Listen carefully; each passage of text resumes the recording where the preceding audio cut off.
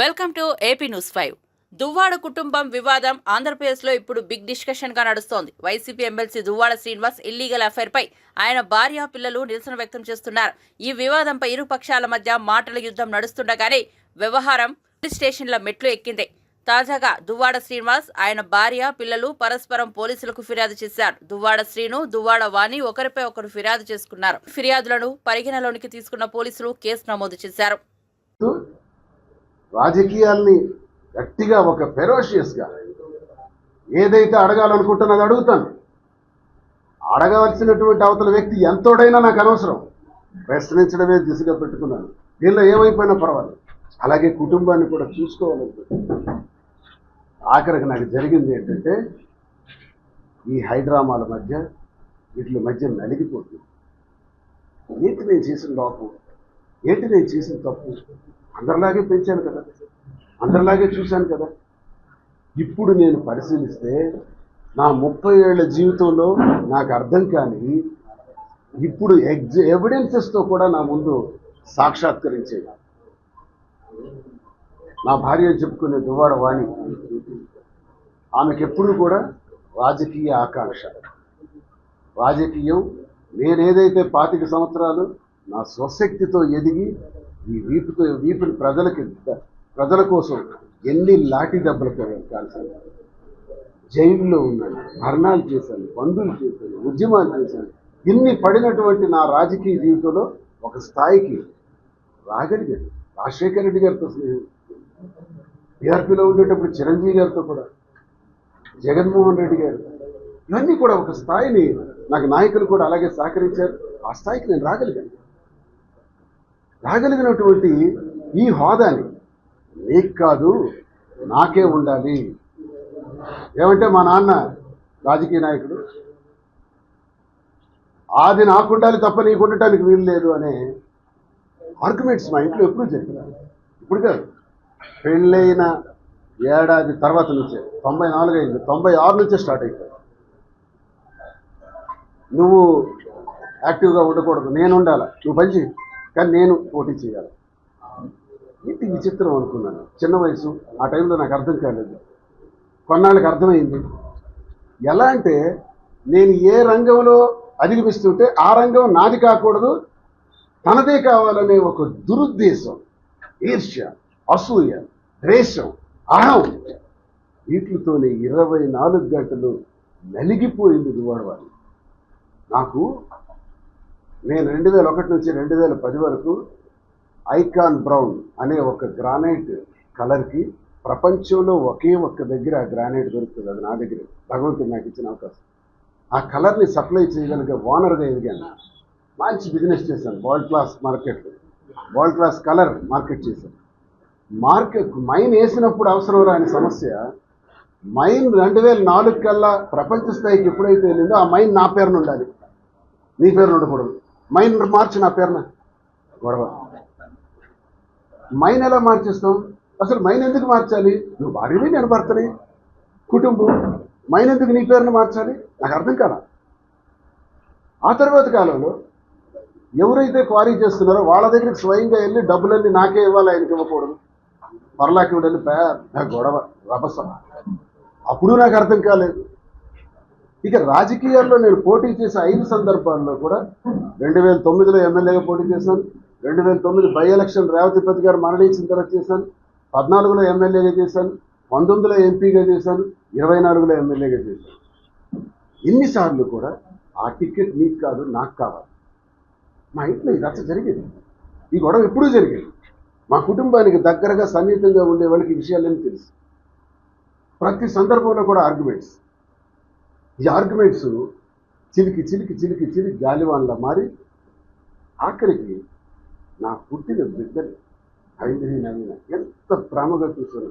అల్లారు ముద్దుగా ఈ గుడ్డ మీద పెట్టి పెంచాను. ఎంతో అద్భుతంగా పెంచాను.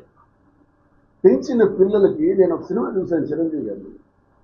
భోంచేస్తున్నప్పుడు విషం వేస్తారు, చుక్క విషం. పెరిగి పెరిగి పెరిగి పెద్ద అయినప్పటికీ ఆయన శరీరం అంతా నాగుపాము విషంతో నిండిపోతుంది. నా పిల్లలకి మీ నాన్న ఇలాంటోడు, మీ నాన్న మంచోడు కాడు, మీ నాన్నకి రాజకీయ వారసత్వం లేదు, రాజకీయ వారసత్వం నాది, డబ్బు నాది, 100,000 ఎకరాలు నావి, నా కుటుంబ నేపథ్యం ఇది. మీ నాన్న ఒక మిడిల్ క్లాస్ వాడు, మీ నాన్నకి ఏమీ లేదు, మీ నాన్నకి మా వల్లన్నీ వచ్చాయి. అహంకారపూరితమైన మాటలు వాళ్ళ బుర్రల్లోకి ఎక్కించి ఆఖరికి నా పిల్లలు ఇద్దరు నాపైనే ప్రశ్నించే స్థితికి, మాట్లాడే స్థితికి, ఎదురొడ్డి నిలబడి నన్ను అడిగే స్థితికి ఇది భూమి మీద ఎక్కడా లేదు. ఈ విశ్వంలో, ఈ ప్రపంచంలో భార్యాభర్తలంటే, కుటుంబ వ్యవస్థలంటే ఇలాగే ఉంటే ఏ కుటుంబం కూడా ఈ భూమి మీద నిలబడదు. ప్రతి కుటుంబంలో గొడవలు వస్తాయి. గొడవలు వచ్చేటప్పుడు 4 walls మధ్య మాట్లాడుకోవడం, 4 walls మధ్య డిస్కస్ చేసి ఆ సమస్యకి పరిష్కార మార్గం చూసుకోవటం అన్ని కుటుంబాల్లో ఇదే జరుగుతుంది. నేనేం మద్యం సేవించి విచ్చలవిడిగా ఎప్పుడు పనిలో ఉండలేదే, జోదం ఆడనే, ప్యాక తెలియదు నాకు, మరి డబ్బులు వృధాగా ఖర్చు పెట్టనే, మరి ఏ దురలవాట్లు లేని నా లోపం ఏంటి? రాజకీయం పిచ్చి, వ్యాపారాల్లో అధిగమించాలన్నటువంటి పిచ్చి. ఈ పిచ్చి నా కష్టంతో వచ్చినటువంటి ఆ పిచ్చిని అది నీవు తీసుకోవాలని ప్రయత్నించే ప్రయత్నంలోనే నా కుటుంబ వ్యవస్థ ఈరోజు సర్వనాశనమైంది. భర్త కూలివాడైనా భర్తను ఓదార్చుకొని, భర్తను ముందుకు నడిపించుకొని వెళ్ళే స్త్రీమూర్తులను చూసామే తప్ప నా చేతులతో ఎంతోమంది కుటుంబాన్ని కలిపాను, ఎంతోమంది గొడవలు పడిన భార్యాభర్తలను కలిపాను, ఎన్నో జీవితాలకు ఆర్థికంగా కూడా సహాయపడ్డాను. కానీ నా కుటుంబం ఈరోజు నన్ను ప్రశ్నిస్తుంటే సమాధానం చెప్పలేక, ఆలోచించుకోలేక, ఏం జరుగుతుందో అర్థం కాని స్థితిలో నేను సతమతం అవుతున్నాను. ఈరోజు నా పిల్లల్ని నా పేరున చాలా ట్యాక్ట్ఫుల్గా చిన్నప్పటి నుంచి వాళ్ళ బుర్రల్లోకి ఎక్కించిన విధానాన్ని ఈరోజు ప్రశ్నించే స్థాయికి తీసుకొచ్చారు. ఎక్కడైనా కుటుంబంలో భార్య ప్రశ్నించేది, పిల్లలు ప్రశ్నించడం ఏంటి? మా అమ్మ నాన్న ఏదో గొడవలు పడతారులే, మా అమ్మ నాన్న ఏదో చేస్తారు, చదువుకున్నారు కదా, ఉన్నత స్థాయి చదువుకున్నారు కదా, ఏ తప్పులుంటే మాత్రం తండ్రిని ప్రశ్నించటమా? తండ్రిని ప్రశ్నించమని తల్లి ప్రేరేపించటమా పిల్లలకి? ఇదా చెప్పాల్సిన విద్యాబుద్ధులు? నేను ఆ పరిస్థితి సమయం కోసం అశ్వత్థామ అత కుంజరహ నరో కుంజరహ అన్నట్టు. అంటే ఏనుగు చచ్చిపోతే మనిషి అశ్వత్థామ చనిపోయాడని ద్రోణుడు బాణం విడిచిపెట్టేయాలని అన్నాడు. రాజకీయంలో చెయ్యొచ్చు. ఆ సందర్భానికి ధర్మరాజు అబద్ధం ఆడవలసి వచ్చింది. ఆ సందర్భానికి నాలాంటి సామాన్యుడు కూడా రాజకీయం అబద్ధమే కాదు, రాజకీయం అదే. దానికి అబద్ధం అను, నిజాయితీ అను. నిజాయితీ అనే పదం రాజకీయ డిక్షనరీలో ఉండదు. రాజకీయం అనే డిక్షనరీ తీయండి, నిజాయితీ పదం ఉంటుంది, చూపించండి. సార్, మీరు ఒక రాజకీయ నేతగా ఎన్నో వివాదాలను పరిష్కరించారు.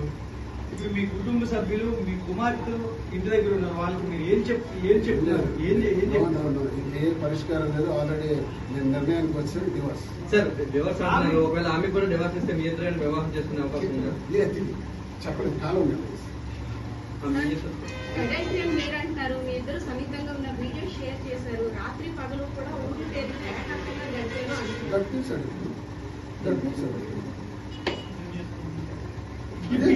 ఎంత చేస్తే ఏ భార్య సహిస్తుంది సార్? 2 ఏళ్ళుగా అటు ఇటు తిరుగుతున్నారని, గుడ్లకి వెళ్ళారని మీరే చెప్పారు. సో ఆమెకి లోపల హుమిలేట్ అవుతుంది కదా. సార్ నేనే భూప్రపంచం మీద తప్పు చేశాను, ఉన్న ఏ మానవుడు తప్పు చేయలేదని కాదు సార్. ఇక్కడ అందరూ చేస్తే అందరి భార్యలు కాపాడుకొని వస్తున్నారు సార్.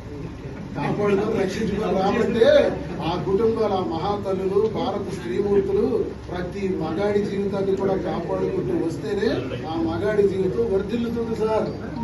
మగాడి జీవితం కోటాను కోట్ల కుటుంబ వ్యవస్థలో బాగున్నాయంటే ఆ స్త్రీమూర్తి పాదాలకు నమస్కారం. మన భారత స్త్రీమూర్తి పాదాలకు నమస్కారం. భారత స్త్రీమూర్తి ఈ విధంగా ప్రశ్నించడం మొదలు పెడితే ఏ మగాడు బాగుపడలేడు, ఏ మగాడు బ్రతకడు, ఏ కుటుంబ వ్యవస్థ కూడా నిలబడదు.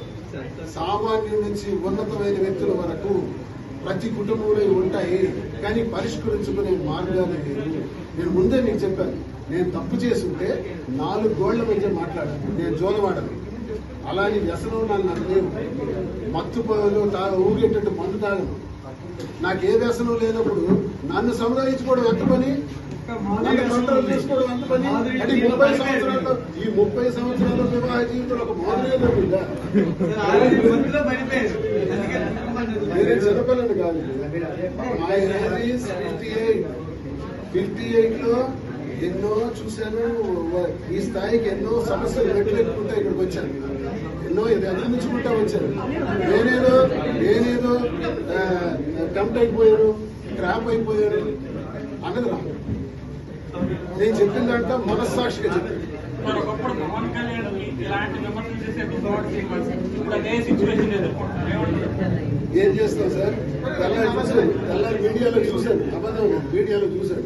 దువ్వాడ శ్రీనివాస్ అప్పుడు అలా అన్నాడు, మీరు దువ్వాడ శ్రీనివాస్ చేసి అంటే నా జీవితంలో నేను ఎదురయ్యి మరి ఏం చేస్తాను? పవన్ కళ్యాణ్ చేస్తుంది రెండో ఇప్పుడు కరెక్ట్ అనిపిస్తుంది సార్. మూడో వివాహం కరెక్ట్ అని నేను నేను చేసినంత మాత్రం కరెక్ట్ అని అడగట్టాను. ఆ పరిస్థితులు నాకు ఇలా దాపురించాయి. ఆయనకి ఏం పరిస్థితులు వచ్చాయో నాకేంటి తెలుసు. ఇప్పుడు ఆయన పరిస్థితి అందుకే రామారావు గారి జీవితం నేను ఉదాహరణ వచ్చాను. ఆయనకే పరిస్థితులు వచ్చాయో వివాహం చేసుకోవచ్చు. పవన్ కళ్యాణ్ గారికి ఏం పరిస్థితులు వచ్చాయో ఆయన వివాహం చేసుకోవచ్చు. నాకేం పరిస్థితులు వచ్చాయో మీకు చెప్పాను. అందుకు నేను వివాహం చేసుకోవాలి.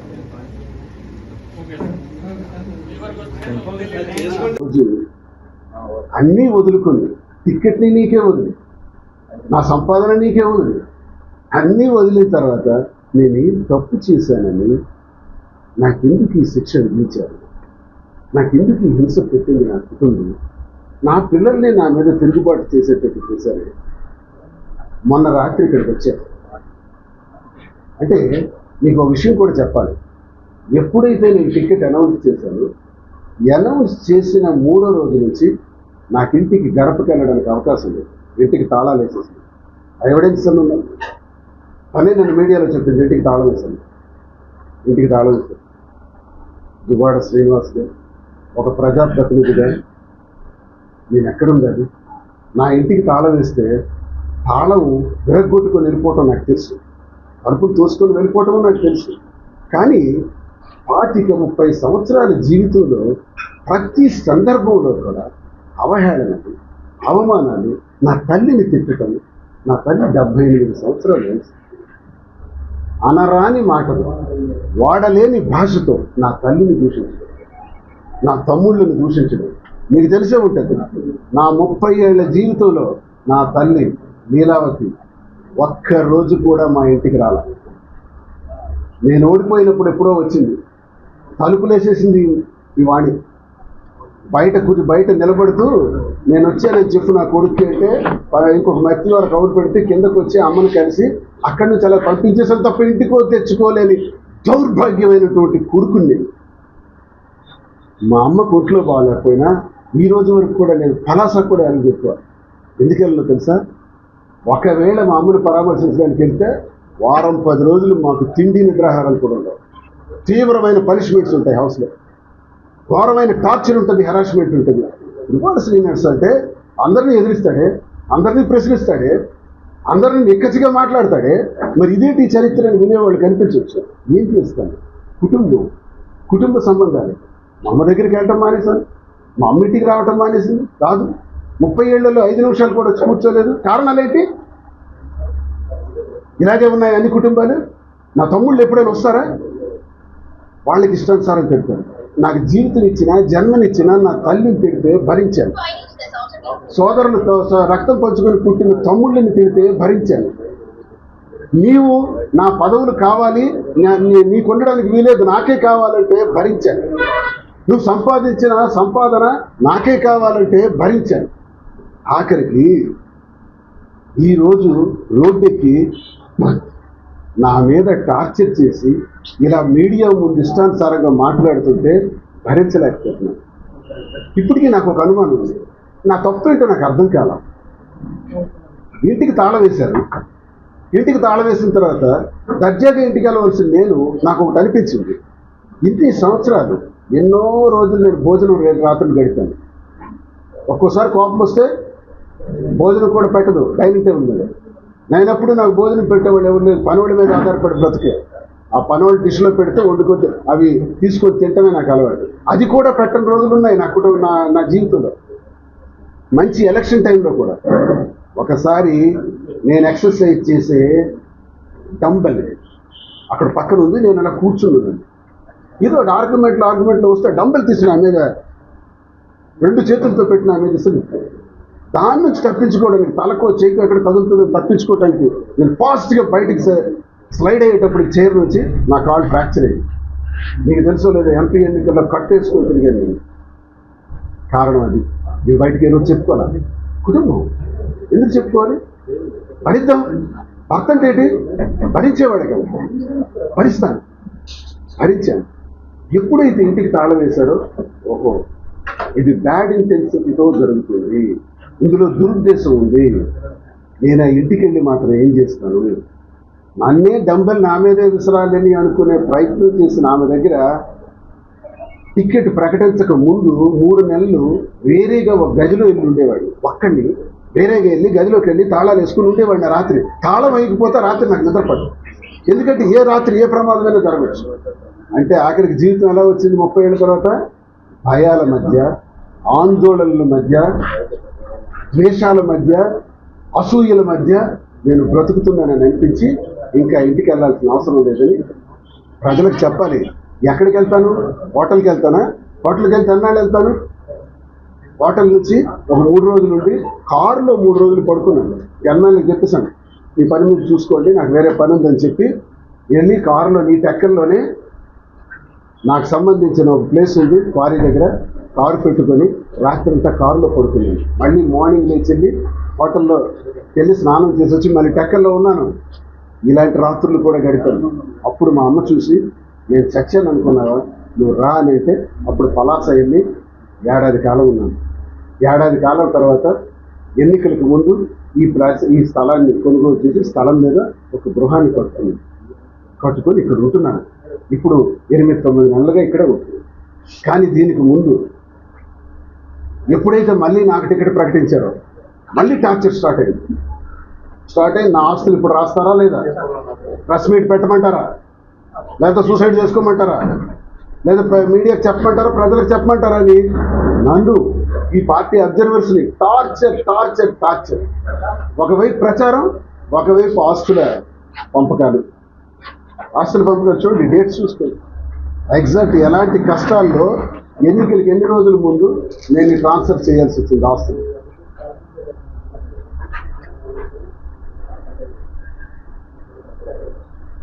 ఆల్మోస్ట్ ఏప్రిల్ మే 13 ఎలక్షన్ అయితే ఏప్రిల్లో 2 డాక్యుమెంట్స్ 20 కోట్ల రూపాయలకు సంబంధించిన ఫ్యాక్టరీ అసెట్. ఆ రోజు చాలా బాధతో ఒక్క క్షణం తీరిక లేకపోయినా వెళ్ళి ట్రాన్స్ఫర్ చేసింది. ఆ ఇల్లు ఉంది, బంగారం పెట్టింది, 6 కోట్లు ఖర్చు పెట్టి ఇల్లు పెట్టింది. ఆ ఇల్లు ఇచ్చాను, రాసుకోండి, ఉండండి, అన్నీ తీసుకోండి, ఏంటంటే కావాలో తీసుకోండి. బ్యాంక్ అకౌంట్స్ ఏప్రిల్ 18 అంటే రాజకీయాల్ని గట్టిగా ఒక ఫెరోషియస్గా ఏదైతే అడగాలనుకుంటున్నది అడుగుతాను. అడగవలసినటువంటి అవతల వ్యక్తి ఎంతోడైనా నాకు అనవసరం, ప్రశ్నించడమే దిశగా పెట్టుకున్నాను. దీనిలో ఏమైపోయినా పర్వాలేదు. అలాగే కుటుంబాన్ని కూడా చూసుకోవాలనుకుంటున్నాను. ఆఖరికి నాకు జరిగింది ఏంటంటే, ఈ హైడ్రామాల మధ్య వీటి మధ్య నలిగిపోతుంది. ఏంటి నేను చేసిన లోపం, ఏంటి నేను చేసిన తప్పు, అందరిలాగే పెంచాను కదా, అందరిలాగే చూశాను కదా. ఇప్పుడు నేను పరిశీలిస్తే నా 30 ఏళ్ల జీవితంలో నాకు అర్థం కాని ఇప్పుడు ఎవిడెన్సెస్తో కూడా నా ముందు సాక్షాత్కరించేది. నా భార్య చెప్పుకునే దువ్వాడ వాణి, ఆమెకెప్పుడు కూడా రాజకీయ ఆకాంక్ష, రాజకీయం. నేనేదైతే 25 సంవత్సరాలు నా స్వశక్తితో ఎదిగి ఈ వీపుని ప్రజల కోసం ఎన్ని లాఠీ దెబ్బలు కాల్చాను, జైల్లో ఉన్నాను, ధర్నాలు చేశాను, బంధువులు చేశాను, ఉద్యమాలు చేశాను. ఇన్ని పడినటువంటి నా రాజకీయ జీవితంలో ఒక స్థాయికి రాగలిగాను. రాజశేఖర రెడ్డి గారితో స్నేహం, టీఆర్పీలో ఉండేటప్పుడు చిరంజీవి గారితో కూడా, జగన్మోహన్ రెడ్డి గారు, ఇవన్నీ కూడా ఒక స్థాయిని నాకు నాయకులు కూడా అలాగే సహకరించారు. ఆ స్థాయికి నేను రాగలిగినటువంటి ఈ హోదాని నీకు కాదు నాకే ఉండాలి. ఏమంటే మా నాన్న రాజకీయ నాయకుడు, అది నాకుండాలి తప్ప నీకు ఉండటానికి వీలు లేదు అనే ఆర్గ్యుమెంట్స్ మా ఇంట్లో ఎప్పుడూ జరిగినాయి. ఇప్పుడు కాదు, పెళ్ళైన 1 ఏడాది తర్వాత నుంచే, 94 అయింది, 96 నుంచే స్టార్ట్ అయిపోయింది. నువ్వు యాక్టివ్గా ఉండకూడదు, నేను ఉండాలి, నువ్వు పని చేయి, కానీ నేను పోటీ చేయాలి. ఏంటి విచిత్రం అనుకున్నాను. చిన్న వయసు, ఆ టైంలో నాకు అర్థం కాలేదు. కొన్నాళ్ళకి అర్థమైంది. ఎలా అంటే నేను ఏ రంగంలో అధిగమిస్తుంటే ఆ రంగం నాది కాకూడదు, తనదే కావాలనే ఒక దురుద్దేశం, ఈర్ష్య, అసూయ, ద్వేషం, అహం, వీటితోనే 24 గంటలు నలిగిపోయింది దువ్వాడవాళ్ళు. నాకు నేను 2001 నుంచి 2010 వరకు ఐకాన్ బ్రౌన్ అనే ఒక గ్రానైట్ కలర్కి ప్రపంచంలో ఒకే ఒక్క దగ్గర ఆ గ్రానైట్ దొరుకుతుంది. అది నా దగ్గర భగవంతుడు నాకు ఇచ్చిన అవకాశం. ఆ కలర్ని సప్లై చేయగలిగే ఓనర్గా ఎదిగాను. మంచి బిజినెస్ చేశాను. World class market, world class colour market చేశాను.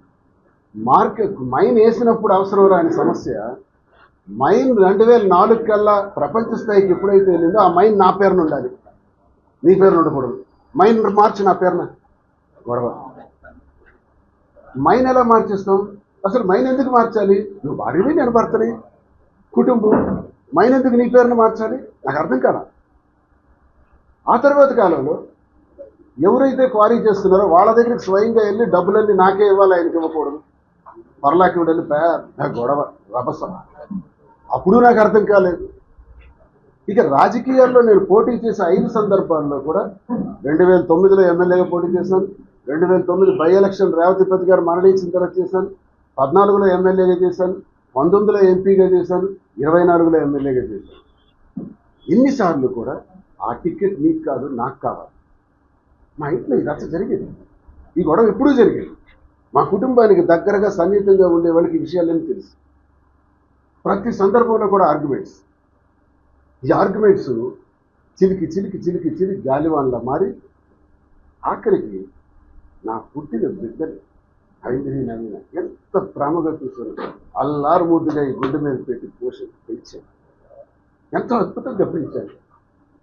పెంచిన పిల్లలకి నేను ఒక సినిమా చూశాను, చిరంజీవి గారు భోంచేస్తున్నప్పుడు విషం వేస్తారు, చుక్క విషం. పెరిగి పెరిగి పెరిగి పెద్ద అయినప్పటికీ ఆయన శరీరం అంతా నాగుపాము విషంతో నిండిపోతుంది.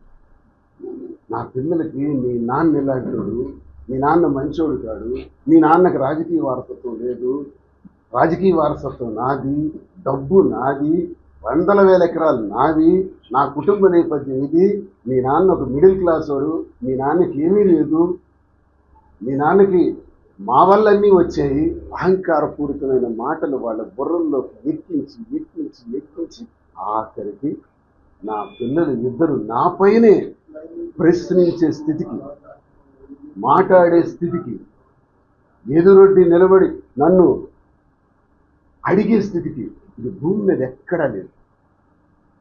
ఈ విశ్వంలో, ఈ ప్రపంచంలో భార్యాభర్తలంటే, కుటుంబ వ్యవస్థలంటే ఇలాగే ఉంటే ఏ కుటుంబం కూడా ఈ భూమి మీద నిలబడదు. ప్రతి కుటుంబంలో గొడవలు వస్తాయి. గొడవలు వచ్చేటప్పుడు 4 వాల్స్ మధ్య మాట్లాడుకోవడం, 4 వాల్స్ మధ్య డిస్కస్ చేసి ఆ సమస్యకి పరిష్కార మార్గం చూసుకోవటం అన్ని కుటుంబాల్లో ఇదే జరుగుతుంది. నేనేం మద్యం సేవించి విచ్చలవిడిగా ఎప్పుడు పనిలో ఉండలేదే, జోదం ఆడనే, పేక తెలియదు నాకు, మరి డబ్బులు వృధాగా ఖర్చు పెట్టనే, మరి ఏ దురలవాట్లు లేని నా లోపం ఏంటి? రాజకీయం పిచ్చి, వ్యాపారాల్లో అధిగమించాలన్నటువంటి పిచ్చి. ఈ పిచ్చి నా కష్టంతో వచ్చినటువంటి ఆ పిచ్చిని అది నీవు తీసుకోవాలని ప్రయత్నించే ప్రయత్నంలోనే నా కుటుంబ వ్యవస్థ ఈరోజు సర్వనాశనమైంది. భర్త కూలివాడైనా భర్తను ఓదార్చుకొని భర్తను ముందుకు నడిపించుకొని వెళ్ళే స్త్రీమూర్తులను చూసామే తప్ప నా చేతులతో ఎంతోమంది కుటుంబాన్ని కలిపాను, ఎంతోమంది గొడవలు పడిన భార్యాభర్తలను కలిపాను, ఎన్నో జీవితాలకు ఆర్థికంగా కూడా సహాయపడ్డాను. కానీ నా కుటుంబమే ఈరోజు నన్ను ప్రశ్నిస్తుంటే సమాధానం చెప్పలేక, ఆలోచించుకోలేక, ఏం జరుగుతుందో అర్థం కాని స్థితిలో నేను సతమతం అవుతున్నాను. ఈరోజు నా పిల్లల్ని నా పేరున చాలా ట్యాక్ట్ఫుల్గా చిన్నప్పటి నుంచి వాళ్ళ బుర్రల్లోకి ఎక్కించిన విధానాన్ని ఈరోజు ప్రశ్నించే స్థాయికి తీసుకొచ్చారు.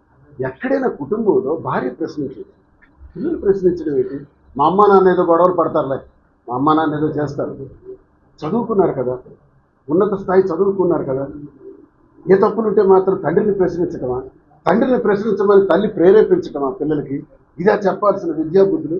నేను ఆ కుటుంబ నేపథ్యం ఇది, మీ నాన్న ఒక మిడిల్ క్లాస్ వాడు, మీ నాన్నకి ఏమీ లేదు, మీ నాన్నకి మా వల్లన్నీ వచ్చాయి.